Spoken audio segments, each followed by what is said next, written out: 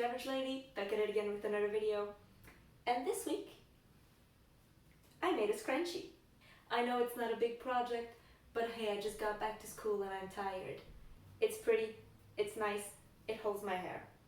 That's how I did it.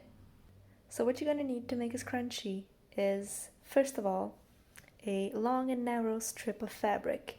It can be any type of fabric. I recommend something that is soft because it's going on your hair. You're also going to be needing a little piece of elastic, and you want to make sure that your fabric strip is longer than your elastic strip, even when you're pulling your elastic to the maximum. If it's not long enough, the fabric will limit the function of your scrunchie, and you don't want that, do you? You're also going to need some basic sewing stuff like some fabric shears, some pins, some needle, a thimble if you're like me and hand sewing hurts your fingers, and some thread. Also, if you have a safety pin, it's going to come in very handy. So first what I'm going to do is get this all away and focus on my fabric. I want to fold it at half lengthwise, and I want to make sure that the right side is facing in. What do I mean by that? The fancy side of the fabric, the side you want people to see, has to be folded in, because we're working on the inside of the scrunchie first, and then we're going to flip it. And then you're going to grab some pins, and you're going to pin that in place, just enough to hold everything together while you sew it. Today we're gonna hand sew our scrunchies, mostly because, well, most people don't own a sewing machine, and also because I'm only making one scrunchie.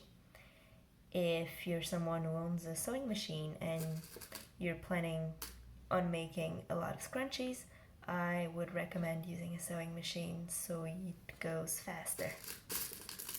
For that I'm gonna bring in a needle and some thread. Yes, I am almost out of black thread. I need to go to the fabric shop soon to get more, but going to the fabric store is always an adventure, and I'm scared. Because every time I go there, I find some beautiful fabric. And what happens when I find some beautiful fabric? I buy it.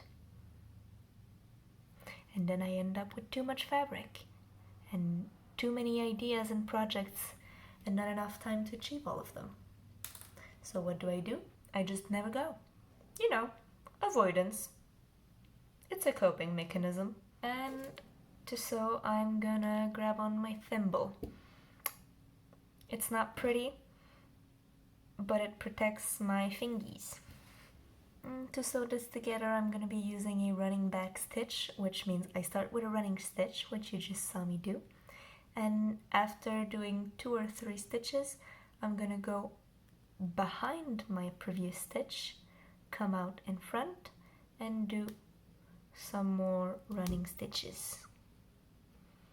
2 or 3 more, and then I'm coming out, pulling my thread, and starting again going backwards. So I take half a stitch back and go back to the front. This is called a running back stitch. It is the combination between a running stitch and a back stitch. You know, the name is pretty explanatory. And it combines the qualities of both stitches.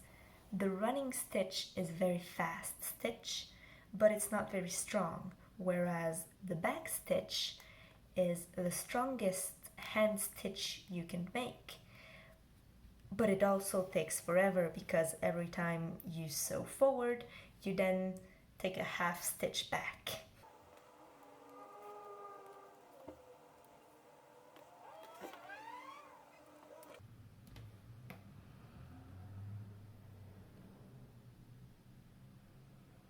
Oh shit, I'm on video, I need to speak.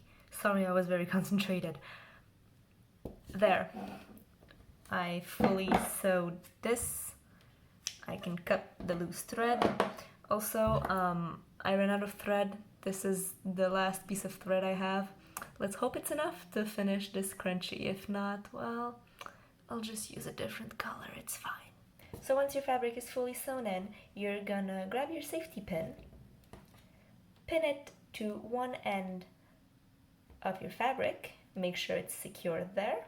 And then you're gonna fold in that safety pin. And then you're gonna push your safety pin in order to flip the fabric inside out. And the light at the end of the tunnel, grab the safety pin. And once you can grab onto the fabric and pull. Boom, you just flipped your fabric. At this point, focus please, thank you. At this point, if you're a fancy person, you iron this flat. I'm not a fancy person, I am a garbage human, and so I won't. You're gonna grab your good old safety pin, pin the end of your elastic, and then you're gonna run your elastic through your cylinder. Watch this end. You want to keep it with you at all time. You don't want to lose it. There you go. Pull your elastic out. Now you have both of the ends of your elastic. You're gonna tie them in a knot. Now you put these over one another, and boom, you have a scrunchie. Come on, focus, I just showed you my scrunchie. If you want to have more volume on the side, use a thicker strip. If you want to have more or less puff in this direction, use longer or shorter strips. Easy as that. Now to make sure this doesn't show up when you tie your hair or some stuff, you're gonna sew in one piece over the other. And now for the real test. Does this scrunchie tie my hair? Because that's really what we're looking for, is it? Let's see. I don't have much hair, but hey, for me this is long hair. This is the longest my hair has been in like 4 or 5 years. So this is long hair for me. Let's see if I can tie it.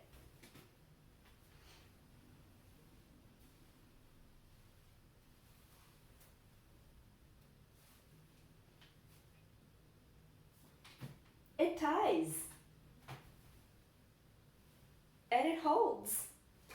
We have a scrunchie. And there you go guys, that's the end of my video. I hope you've enjoyed it. If you did, leave a like, comment, subscribe, all that good stuff. And if you didn't, well, what are you doing still here?